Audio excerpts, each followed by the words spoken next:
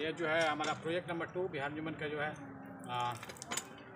ये भी जो है दर्जी महल्ला और हानपुर में इसको इंस्टॉल किया गया है। और यहाँ पर जो है बस्ती के लोग इसको माशाल्लाह फ़ायदा उठा रहे हैं इसका।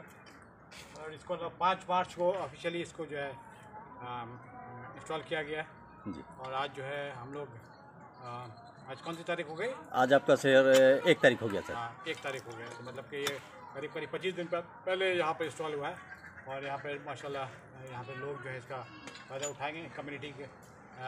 कम्युनिटी हैंडपम्प माशाल्लाह इसके सारे सवाब के लिए सैयद नज़ीर हैदर साहब और हसीना खातून के सारे सवाब के लिए हैंडपम्प लगाया गया। अल्लाह उनको जो है इसका सारे सवाब पहुँचाए। और ख़ास कर बिहार अंजुमन के ज़रिए इसको डोनेट किया गया।